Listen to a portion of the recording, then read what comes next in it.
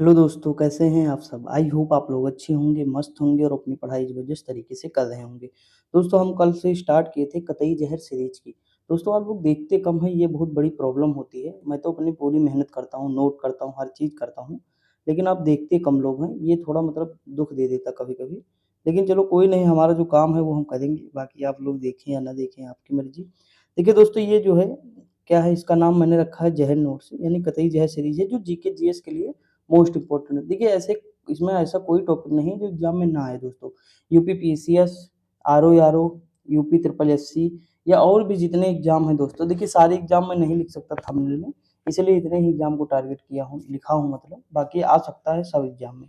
तो दोस्तों कल हमने देखा था, कल जो लोग सीरीज़ नहीं देखे हैं पहली वीडियो, वो ज़रूर देख लीजिएगा, बहुत पसंद आएगी।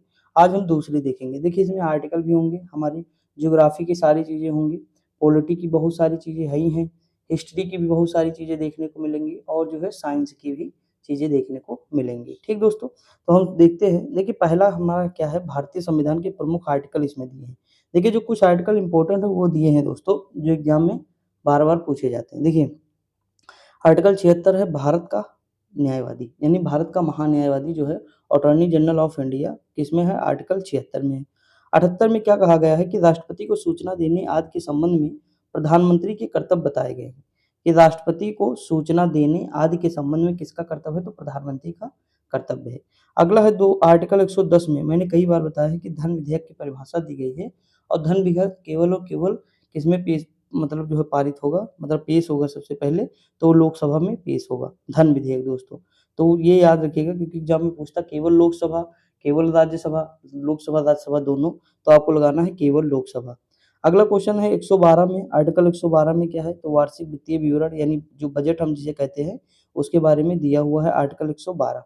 114 में क्या दिया हुआ? विनियोग विधेयक दिया हुआ है आर्टिकल 114, याद रखेंगे, मोस्ट इम्पोर्टेंट है दोस्तों।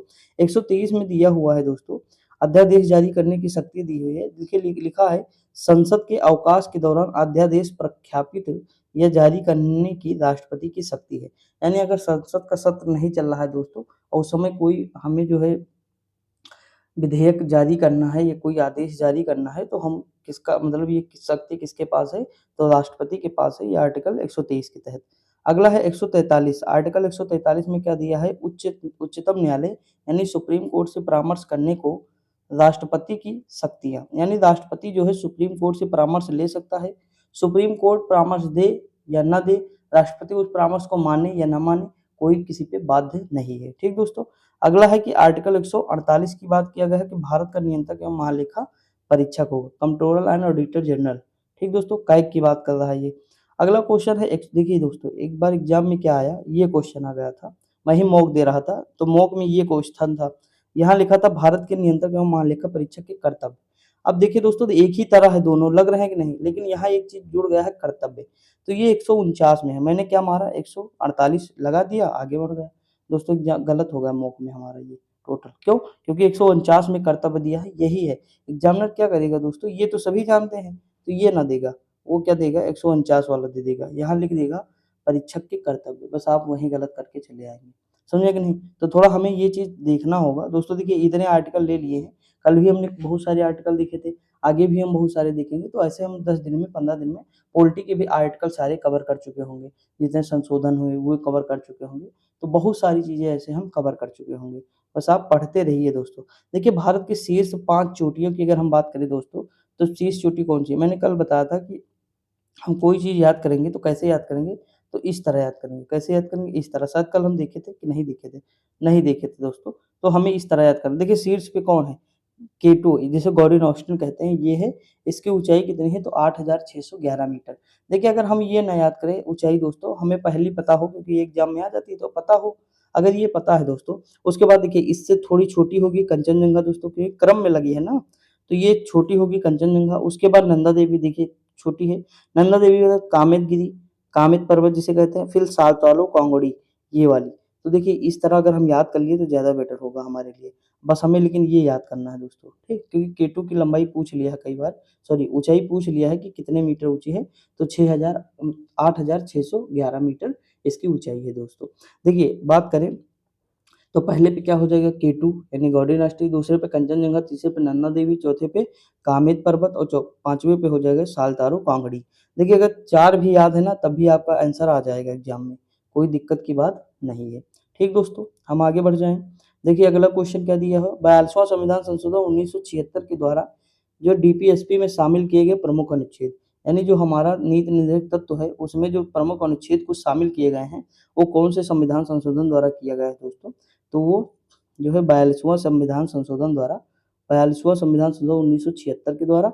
और देखिए एक और याद कर रखे रहिए, 44वां संविधान संशोधन 1978 के द्वारा। कल मैंने बताया था कि जो आंतरिक अशांति था उसे खत्म कर दिए थे मोरारजी देसाई, और जो है उसके जगह पे सशस्त्र विद्रोह रखे थे आपातकाल के टाइम, मैंने बताया था नहीं था कल, तो वो याद रखेंगे। तो ये संविधान संशोधन था, इसमें जो है जमीन का अधिकार जो था वो लीगल राइट रख किया गया, यानी मौलिक अधिकार, जो संपत्ति का अधिकार था उसे मौलिक अधिकार से हटा दिया गया, यानी फंडामेंटल राइट से हटा दिया गया, उसे किसमें शामिल किया गया, तो कानूनी अधिकार 300 ए में शामिल किया गया।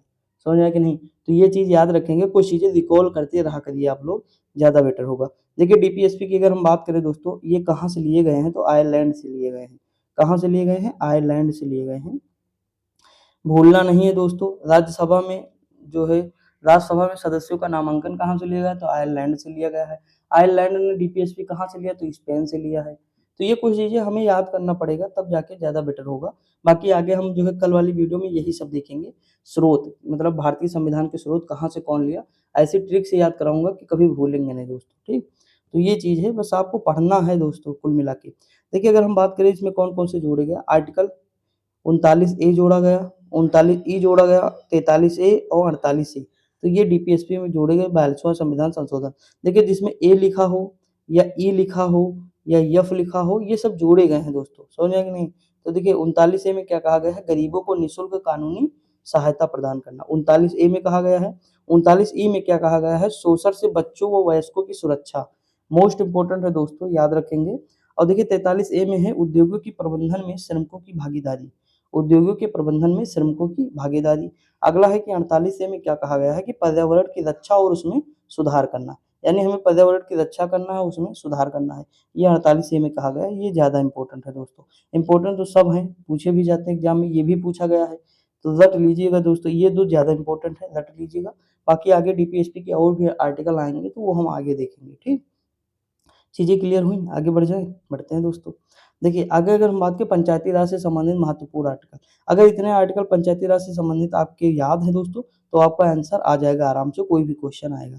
देखिए देखिए यहाँ लिखा है 43 सी, सी से मैंने सी से ही याद कर लिए थे संरचना, सी से वैसे यस से संरचना हो जाएगा दोस्तों, अगर हम इस तरह लिखें, लेकिन हम सी से याद कर लिए थे कि 43 सी में क्या होगा दोस्तों। देखिए मैं कुछ चीज़ें पता ना कैसे याद किया हूँ, लेकिन वो हमेशा याद ही है मुझे। मैं उसका लॉजिक नहीं बता सकता हूँ, ना तरीका बता सकता। जैसे डी, मैं कभी भी 43 डी देखूँगा आरक्षण पे चला जाऊँगा। मतलब उस समय लेखपाल के एग्ज़ाम के टाइम मैंने इसे याद किया था, और जो तरीका मैंने बनाया था वो पता ना कैसे, लेकिन माइंड में वैसे ही सेट है। जब भी जैसे आई है दोस्तों, तो ये वित्त है, देखिए इनकम होता नहीं, आई मतलब इनकम, तो इनकम यानी आय, आय यानी हम वित्त से रिलेट कर देंगे।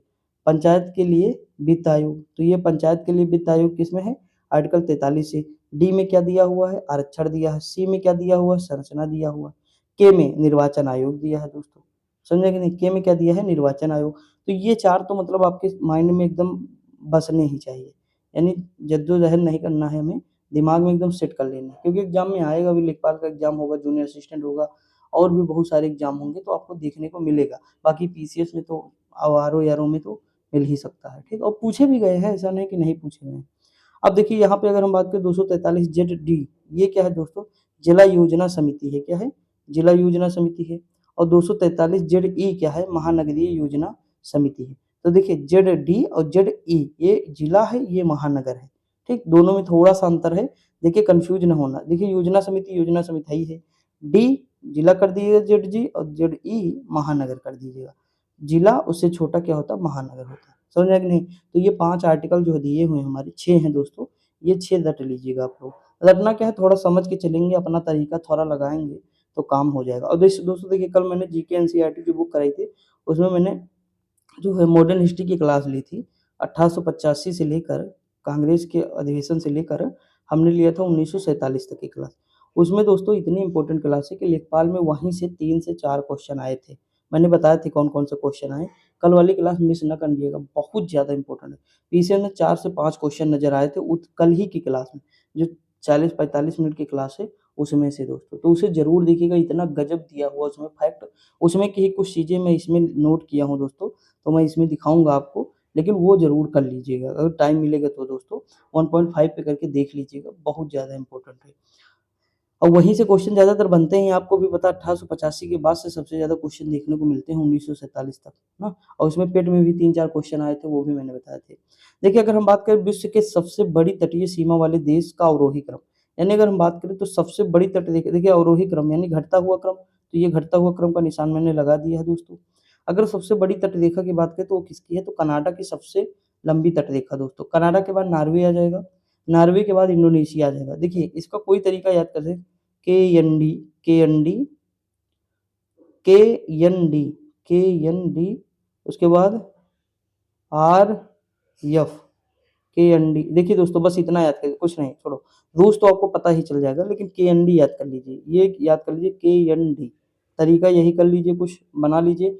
कनाडा, नॉर्वे और इंडोनेशिया, कनाडा, नॉर्वे, इंडोनेशिया, या एक काम करिए, जैसे मान लीजिए ये विश्व का मैप है हमारा, तो यहाँ कनाडा है, एक चिन्ह यहाँ लगाइए, फिर नॉर्वे यहाँ पे है, कौन सा है, नॉर्वे यहाँ पे हो जाएगा, इंडोनेशिया यहाँ पे हो जाएगा, फिर जो है यहाँ पे क्या हो जाएगा, रसिया हो जाएगा, ठीक, रसिया हो जाएगा, उसके बाद फिलीपींस बचा, इधर फिलीपींस कर दीजिए। तो इस तरह भी हम कर सकते हैं मैप के थ्रू, तो इससे हमें याद रहेगा। नोट में दिया हुआ है एक दोस्तों, क्या दिया है कि 7500 किलोमीटर तटीय रेखा लंबाई के साथ भारत विश्व में 16वें स्थान पे है। किस स्थान पे है, तो 16वें स्थान पे भारत आता है तटीय रेखा के मामले में विश्व में दोस्तों।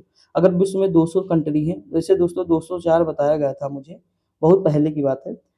तो 204 अगर कंट्री है दोस्तों, तो उसमें भारत किस नंबर पे आएगा, 16वें नंबर पे आएगा। किस पे, तो ये दोस्तों आएगा तटरेखा, मतलब सबसे बड़ी तटरेखा सीमा वाले देशों में। अगर हम बात करें विश्व की प्रमुख पवनों की दोस्तों, देख लेते हैं। देखिए चिनूक, चिनूक हेलीकॉप्टर आप सुने होंगे, यूएसए का होगा, वहाँ की हवा है दोस्तों चिनूक, जो बर्फ को खा लेती है ये दोस्तों। हिमभच्ची है, एक्चुअली ये गर्म हवा है, तो ये हिमभच्ची है, ये खा लेती है दोस्तों। ये यूएसए और कनाडा में जो है मतलब पाई जाती है। रॉकीज पर्वत जो नहीं है हमारा पर्वत श्रृंखला, कल मैंने बताया था रॉकीज पर्वत श्रृंखला, तो वहीं ये बहती है, और ये यूएसए और कनाडा की सीमा पर। फोन, फोन कहाँ है दोस्तों, स्विट्जरलैंड में है, अल्प्स पर्वत, ये कहाँ है, अल्प्स पर्वत में फोन जो है हमारी स्थानीय पवन है दोस्तों। ये सब स्थानीय पवन है, याद रखेंगे, कई बार पूछा गया है। सिरोको, सिरोको कहाँ है, तो इटली में है दोस्तों, कहाँ है, इटली में बहती है। सिमोम जो है बहती है अरब रेगिस्तान में, सिमोम बहती है दोस्तों। Brick fielder, brick fielder Australia Victoria प्रांत में बहती है, ब्रिक फिल्डर। नार्वेस्टर कहाँ है, तो न्यूजीलैंड में है दोस्तों, कहाँ है, न्यूजीलैंड में। सामल इराक व फारस की खाड़ी है, सांता आना कैलिफोर्निया में है। कोयम बैगन जो है जावा व इंडोनेशिया में पड़ता है। एक बार मैं रिकॉल कराता हूँ, क्योंकि मोस्ट इंपोर्टेंट है दोस्तों। विश्व की प्रमुख स्थानीय पवनें, देखिए चिनूक कहाँ है, तो यूएसए और कनाडा में है। फोन कहाँ है, अल्प्स पर्वत या स्विट्जरलैंड में पड़ता है। सिरोको इटली में है। सिमोम अरब रेगिस्तान में है। ब्रिक फिल्डर जो है ऑस्ट्रेलिया में पड़ता है। नॉर्वेस्टर न्यूजीलैंड की है। उसके बाद सामल कहाँ है, तो इराक और फॉरस की खाड़ी आ जाएगा। और सांता आना जो है कैलिफोर्निया हो जाएगा। कोयम बैंग हो जाएगा जावा व इंडोनेशिया। तो ये याद रखेंगे इतनी चीजें, ठीक दोस्तों। आगे बढ़ जाएं। देखिए कुछ प्रमुख जो है कांग्रेस अधिवेशन हम देख लेते हैं। थोड़ा साफ कम दिया हुआ दोस्तों, तो उसके लिए क्षमा चाहता हूँ। आगे दिया हुआ है साफ। देखिए कुछ महत्वपूर्ण हमने ले लिए हैं। मैंने बताया था कि कांग्रेस की स्थापना 28 दिसंबर, बहुत बार आता है। अभी जो है 2-3 पेपर जो कराया है यूपीपीसी से, उसमें हर मतलब पेपर में 1-2 क्वेश्चन कांग्रेस के देखे गए हैं। ठीक, 1885 में कांग्रेस की स्थापना हुई थी दोस्तों। देखिए पहली अध्यक्षता किसने की, बेमेश बनर्जी ने किया था। कहाँ, गोकुलपुर तेजपाल संस्कृत विश्वविद्यालय, जो कहाँ था दोस्तों, बम्बई में था। ठीक, तो वहां पे हुआ था। अगर हम बात करें दोस्तों, तो पहले अध्यक्ष देखिए, पहले कहाँ, बक मई बक, मैंने ये तरीका बताया था, बक मई बक, ये क्रम है आपका, बक मई बक। पहले क्या हो जाएगा, बम्बई में पहली बैठी, दूसरी कलकत्ता, तीसरी मद्रास, चौथी इलाहाबाद, फिर बम्बई, फिर कलकत्ता। ठीक, तो ये 6 तक हो जाएगा, 85, 86, 87, 88, 89, ये इतनी कवर हो जाएंगी। अगर हम बात करें 87 में दोस्तों, तो मद्रास में हुआ। बदरुद्दीन तैयब जी इसके जो है अध्यक्षता कर रहे थे। ये प्रथम मुस्लिम अध्यक्ष थे। बदरुद्दीन तैयब जी क्या थे, प्रथम मुस्लिम अध्यक्ष। सर्वप्रथम तमिल भाषा में भाषण दिया गया दोस्तों, सर्वप्रथम तमिल भाषा में भाषण यहाँ पे दिया गया दोस्तों। ये भी चीज वहीं से मैंने ली है, कल जो नोट किया हूँ। देखिए 1888 में हुआ, तो जॉर्ज यूले थे इसके, इलाहाबाद में होता है ये अधिवेशन। इसकी अध्यक्षता कौन करते थे, जॉर्ज यूले। ये प्रथम अंग्रेज अध्यक्ष थे दोस्तों। और देखिए लिखा है कि इस अधिवेशन में पहली बार लाला लाजपत राय ने हिंदी में भाषण दिया। किसमें दिया? हिंदी में भाषण दिया। पूछा जा सकता है एग्जाम में। अगला क्वेश्चन है 1896, अब इम्पोर्टेंट इम्पोर्टेंट जो है कलकत्ता में हुआ, रहमतुल्लाह एम सयानी द्वारा। ये द्वितीय मुस्लिम अध्यक्ष थे। देखिए पहले कौन थे? बदरुद्दीन तैयब जी। रहमतुल्लाह एम सयानी कौन? द्वितीय मुस्लिम अध्यक्ष थे। सर्वप्रथम वंदे मातरम यही गाया गया, कई बार एग्जाम में पूछा गया है। अगला है कि 1906 में कलकत्ता दादा भाई नौरोजी द्वारा पहली बार स्वराज शब्द का प्रयोग किया गया। कलकत्ता अधिवेशन में किया गया 1906 में। 1911 में क्या हुआ? कलकत्ता अधिवेशन, बिशन नारायण धर पहली बार जनगण मन गाया गया था। किसमें? तो 1911 के कलकत्ता अधिवेशन में गाया गया था बिशन नारायण धर। आगे अगर हम बात करें दोस्तों 1917, देखिए 1917 क्या था? कलकत्ता अधिवेशन था, एनी बेसेंट थी प्रथम महिला अध्यक्ष थी। देखिए प्रथम भारतीय पूछे तो 1925 लगाना, कानपुर सरोजिनी नायडू थी। देखिए प्रथम महिला पूछे तो महिला केवल अगर पूछे तो हमें लगाना 1917 कलकत्ता एनी बेसेंट। ठीक, इसमें क्या था? सर्वप्रथम तिरंगे झंडे को कांग्रेस ने अपनाया। ठीक, समझ में आया कि नहीं दोस्तों? ये वाली फैक्ट आपको कम नजर आएंगी दोस्तों कहीं कहीं पे, क्योंकि मैंने अपने हाथों से लिखे हैं बुक से ही, इसीलिए कह रहा हूँ कल की क्लास जरूर देख लीजिएगा। देखिए अगर बात करें 1923, काकीनाडा हो जाएगा, मौलाना आजाद सबसे युवा अध्यक्ष थे दोस्तों। अखिल भारतीय खादी बोर्ड की स्थापना भी इसी में हुई थी। देखिए 1923 काकीनाडा, मौलाना अबुल कलाम जो आजाद थे, तो वही जो सबसे युवा अध्यक्ष थे। ठीक दोस्तों, अगर हम बात करें 1931 का कराची अधिवेशन दोस्तों, इसकी अध्यक्षता कौन कर रहे थे? सरदार वल्लभ भाई पटेल जी कर रहे थे। इसमें मौलिक अधिकारों की मांग रखी गई। आगे अगर बात करें 1937 फैजपुर अधिवेशन, जवाहरलाल नेहरू जी अध्यक्षता कर रहे थे। गांव में आयोजित प्रथम अधिवेशन कौन था? तो यही फैजपुर वाला अधिवेशन था दोस्तों। तो याद कर लेंगे, रट लेंगे, रटेंगे कि नहीं? रट लीजिएगा। ठीक, अब हम देखते हैं मंत्री व उससे संबंधित विभाग दोस्तों। ये हिस्ट्री का पोर्शन आ गया हमारा। देखिए पॉलिटी जियोग्राफी हमने देखा, अब हिस्ट्री देख लेते हैं कुछ। देखिए यहाँ पे अगर बात करें आदि के मुमालिक कौन था? तो सैन्य विभाग का प्रमुख था। आदि के मुमालिक सैन्य विभाग का प्रमुख था। खजीन यानी खजाना, इस तरह हम याद कर लें, खजाना यानी खजीन। तो ये कहाँ होगा? कोषाध्यक्ष होगा, कोषा। तो खजीन कोषाध्यक्ष हो जाएगा। अब देखिए एक आप मौर्य प्रशासन से पढ़ेंगे, सन्निधाता। क्या पढ़ेंगे? सन्निधाता। मौर्य कालीन प्रशासन में, तो मौर्य काल में सन्निधाता, तो ये कोषाध्यक्ष होगा। यानी सन्नी को मैंने याद किया था सन्नी देवल, और सन्नी देवल से जो पंगा लेगा वो जीवन भर अपने आप को कोसता है, यानी कोषाध्यक्ष। तो सन्निधाता कोषाध्यक्ष, तो इस तरह याद करना पड़ेगा। बारीद ए मुमालिक की बात करेगा तो ये गुप्तचर विभाग का प्रमुख अधिकारी होता था, बारीद ए मुमालिक होता था। ठीक दोस्तों, दीवान बंदगान, बंदगान क्या होता? दास होता था, और ये यफेष्टी के काल में जो है थे। हम ये सब देखेंगे किसके काल में क्या था, तो उसमें टेंशन न लीजिए, पहले ये याद कर लीजिए कौन क्या था, क्योंकि फिर कंफ्यूज हो जाएंगे अलग अलग ना। वकील दर अगर हम बात करें तो सुल्तान की व्यक्तिगत सेवाओं की देखभाल करता था। मतलब सुल्तान की व्यक्तिगत सेवाओं की देखभाल कौन करता था? वकील दर करता था। काजी उल कजात न्याय का सर्वोच्च अधिकारी होता था। काजी उल कजात न्याय का सर्वोच्च अधिकारी होता था। अगला है मुशरिफ ए मुमालिक दोस्तों, विभागों से प्राप्त आय व्यय का लेखा जोखा कौन रखता था? तो मुशरिफ ए मुमालिक रखता था। इससे आप इग्नोर नहीं कर सकते, एग्जाम में क्वेश्चन बनते हैं और हम अक्सर छोड़ देते हैं दोस्तों। इंपॉर्टेंट पोर्शन है, तो इसे याद करना पड़ेगा। देखिए जहांगीर के दरबार में आने वाले विदेशी, मैंने आपको कई बार याद करा था कि जहांगीर यानी गिर, तो अगर गिर गया है, देखिए हॉकिंस का कुकर था, वो गिर गया। जहांगीर यानी गिर यानी जहांगीर, हॉकिंस यानी कैप्टन हॉकिंस। ठीक, ये कुकर अगर गिरेगा तो वो क्या होगा? रो दिया, मतलब गिर यानी रो दिया जिसके ऊपर गिरा। तो जहांगीर यानी रो दिया, यानी टॉमस रो हॉकिंस। दो याद हुए थे। एक और था इसमें, फ्रांसिस्को पेलसार्ड। ये मैंने कहाँ से उठा? तो जीके एनसीईआरटी की जो बुक में करा रहा था, एक बार मैं करा रहा था तो उसमें स्क्रीनशॉट ले लिया था। देखिए जो फैक्ट मुझे अलग से लगता है इंपॉर्टेंट है दोस्तों, मैं वहां से नोट कर लेता हूँ, क्योंकि कहीं कहीं नहीं मिलता है बुक में ना। देखिए ये मेरा ब्रह्मास्त्र है, जो ये मतलब मैं आपको बता रहा हूँ, ये मतलब पूरा निचोड़ है। जैसे किताबों में जो चीज़ें, अब देखिए हर जगह तो आप पूरी किताब पढ़ नहीं पाएंगे एग्जाम टाइम, लेकिन ये रिकॉल कर सकते हैं आराम से ना, तो वो इसीलिए ये बनाया हूँ, और मैंने वादा किया था इसलिए करा रहा हूँ। देखिए भारत के प्रमुख दर्रे देख लेते हैं दोस्तों हम लोग। जैसे चांगला दर्रा और खारदुंग दर्रा, ये कहाँ है? तो लद्दाख में है। कहाँ है दोस्तों? लद्दाख में है। तो दो दर्रे लद्दाख में याद कर लीजिएगा। आपका मन हो मैप भी बना सकते हैं, कोई दिक्कत नहीं। लिपलोक माना नीति, लिपलेख माना नीति, लिपुलेख माना नीति, ये कहाँ है? तो उत्तराखंड का है। ठीक, तो ये तीन उत्तराखंड में है। उसके बाद देखिए ये यहाँ तक हो गया। उसके बाद देखिए दोस्तों दो दर्रे सिक्किम में मिलेंगे, नाथुला जलेपला। मैंने बताया था नाथूराम जलेबी ला, जलेबी से जलेपला, नाथू से नाथुला, सिक्का दो वो कह रहा था, तो सिक्का से सिक्किम हो जाएगा। ठीक, तुजू दर्रा मणिपुर में पड़ता है, तुजू दर्रा। बोमडिला दर्रा, यांग्याप दर्रा, दिफू दर्रा और चंकन दर्रा। ये कहाँ है? चंकन दर्रा, ये चारों कहाँ हैं? तो अरुणाचल प्रदेश में पड़ते हैं। मोस्ट इंपॉर्टेंट है दोस्तों, बोमडिला दर्रा, यांग्याप दर्रा, दिफू दर्रा, चंकन दर्रा। ये कहाँ है? अरुणाचल प्रदेश में है। अगर हम आगे बात करें पश्चिमी घाट के दर्रे, उत्तर से दक्षिण क्रम भी देख लेते हैं। जैसे देखिए ऊपर क्या है, थालघाट दर्रा है जो नासिक को मुंबई से जोड़ता है। भोरघाट दर्रा है मुंबई को पुणे से जोड़ता है। पालघाट दर्रा है कोयम्बटूर को कोचीन से जोड़ता है। सेनकोट्टा तिरुवनंतपुरम से मदुरई से। ये ज्यादा इंपॉर्टेंट है दोस्तों, याद कर लीजिएगा। थालघाट नासिक से मुंबई के बीच, भोरघाट मुंबई से पुणे के बीच, पालघाट कोयम्बटूर से कोचीन के बीच, सेनकोट्टा तिरुवनंतपुरम एवं मदुरई के बीच। तो ये इतने दर्रे हैं दोस्तों, रट लीजिएगा। अरुणाचल प्रदेश वाला भूलिएगा नहीं क्योंकि ये ज्यादा इंपॉर्टेंट है। बोमडिला, यांग्याप, दिफू, चंकन दर्रा। ठीक दोस्तों, आगे बढ़ जाएं। देखिए अगला है विश्व की कुछ जनजातियां देख लेते हैं। पिग्मी जनजाति कहाँ पड़ती है? तो कांगो बेसिन में पड़ती है। बोरो, बोरो कहाँ पड़ती है? ब्राजील में पड़ती है। बोरो कहाँ पड़ती है? ब्राजील में पड़ती है। इंकथा, इंकथा दक्षिणी अमेरिका की है। कहाँ है? दक्षिण अमेरिका की क्या है? इंकथा है। हायदा जनजाति कहाँ है? अमेरिका की है। कहाँ है? हायदा जनजाति अमेरिका की है। देखिए अमेरिका में सब पैदा अमेरिका में सब पैदा होना चाहते हैं, तो पैदा हैदा, पैदा हैदा। तो इस तरह रिलेट कर सकते हैं आप अपना। युकाधिर, युकाधिर यानी साइबेरिया। ठीक, युकाधिर साइबेरिया, तारता सवेरिया। जैसे बद्दू है, बद्दू अरब की है, तो बद्दू को हम याद करेंगे दद्दू। दद्दू के पास हमारे अरबों के मरुस्थल हैं, यानी अरब हो जाएगा। याकू टुंड्रा प्रदेश की है याकू। जुलू, जुलू तो आप जानते होंगे नेटाल प्रांत दक्षिण अफ्रीका की है, इंपॉर्टेंट है। मसाई फिक्र न कर, मसाई यानी मसाई जनजाति कहाँ है? फिक्र ना कर यानी अफ्रीका, पूर्वी अफ्रीका केन्या में पड़ती है। तो इतनी जनजातियां हैं, रटना है आपको, याद कर लेना है। पिग्मी है, बोरो है, इंकता है, हैदा है, युकाधिर है, बद्दू है, उसके बाद याकू है, जुलू है, मसाई है। हाँ तो और भी दोस्तों, लेकिन ये ज़्यादा इंपॉर्टेंट है तो ये याद कर लीजिएगा।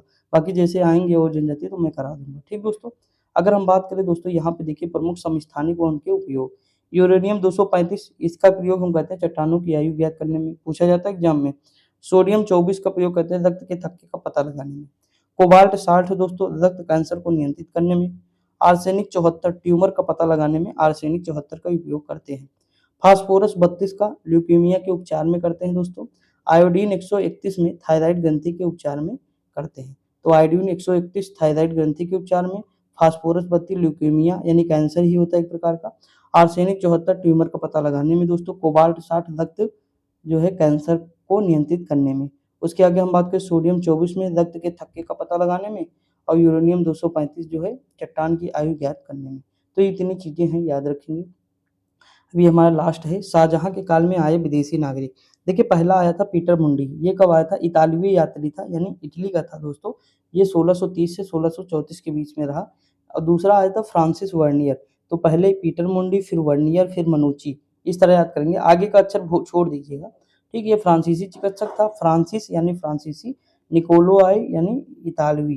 तो ये आया 56 से 1707 तक था और 1717 तक था। उसके बाद ये 1663 से ये 1708 तक जीवित था। देखिए जो मनुची था ना, यह दारा शिकोह की सेना में तोपची था, बाद में ये चिकित्सक बन गया था। ये पूछ सकता है एग्जाम में, याद रखेंगे। उसके बाद है जेन वेप्टिस्ट ट्रेवनियर, ये कौन से फ्रांसीसी यात्री थे दोस्तों? ट्रेवनियर, इतना याद करना है आपको।